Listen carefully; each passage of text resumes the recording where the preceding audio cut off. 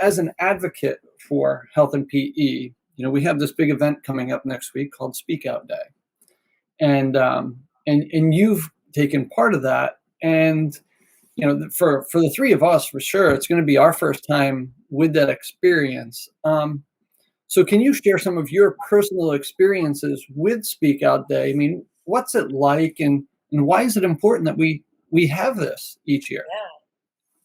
Yeah, thank you for bringing that up, because next week is really important, and I wish we would do it in North Carolina. This is really a national advocacy week, and it's different with COVID because obviously we can't get into DC for not only COVID, but because of all the riots and stuff. But so we'll be doing it by phone, which is a little different.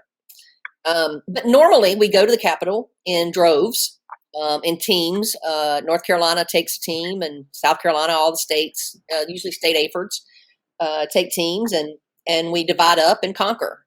We go in and talk to the Congress people and or their staffers in a lot of the cases.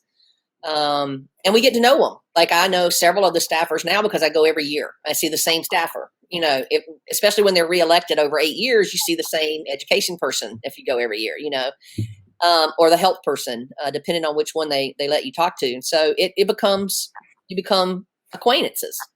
And again, I make friends before I need them. I'll send them. I've already sent stuff to Richard Burr, because I'm getting ready to go back and talk to him again about some other stuff. I didn't talk to him all about physical education, but I'm going to go now and talk to him about, funding in here shortly, but I've already set up some other things.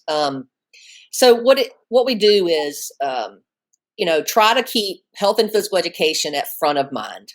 That while we're talking about school, that we don't forget the whole child, and that, we're not saying don't do other things. We try to say, just don't forget us. Sure. And we go, and we usually have these psychedelic shoes on, so they'll remember us.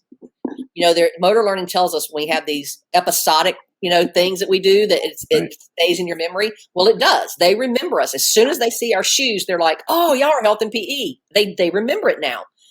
And so the new ones learn it, of course, but the older ones now know it.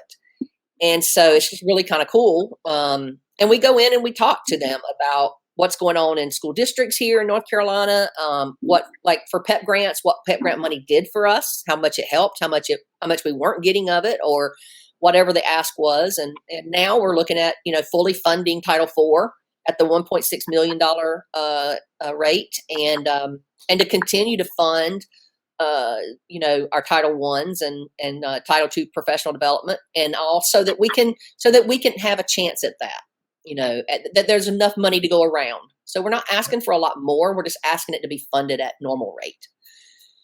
So that's important. That's what Speak Out Day is about right now. But it really is a time of raising awareness, and to keep health and physical education like at the forefront of our minds. And then, at home, I also think that it's important that we do this because legislators, a lot of times, and Congress people too, they come up with policies or things that they think are going to be helpful. And I don't think they do anything on purpose to hurt kids, but they think it's going to be helpful. And then there's unintended consequences. Sure. And if we're not there to go speak up about those unintended consequences, then they get put on us. And it's our job, it's our right, and we're supposed to go tell them what the consequences are. They won't know. Right. They won't know till we tell them and show them, or give them some solutions to it. It doesn't mean we'll get their way, but it's kind of like that. If a kid gets hurt, whose liability is it now? We told you. We let you know about it. This is what was going to happen. And I say the same thing for your principal and your other teachers. They may like you in your school. They may know a little bit about what you do, but they probably think you do a lot of physical activity. They may not know all you do in physical education. Right. They may not know the true importance of it, So you have to tell your story, and advocacy is part of telling your story, promoting your story on social media and to your parents. And in that story, you're letting them know how kids are learning and how that learning is going to affect them the rest of their lives. Are they going to be, healthy citizens? Is insurance going to go down later? You're either going to pay for it now or pay for it later. Which one's it going to be?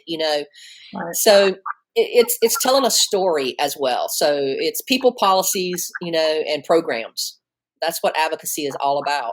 And so Speak Out Day, that's what that's going to be. People, policies, and programs.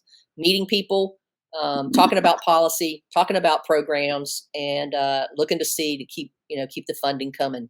And they have this thing called backyard advocacy with Shape America as well, and that's doing the same thing at home.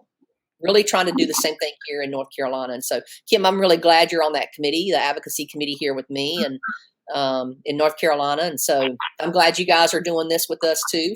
I'm glad you guys all signed up for this one, Speak Out Day. So we got to get cranking.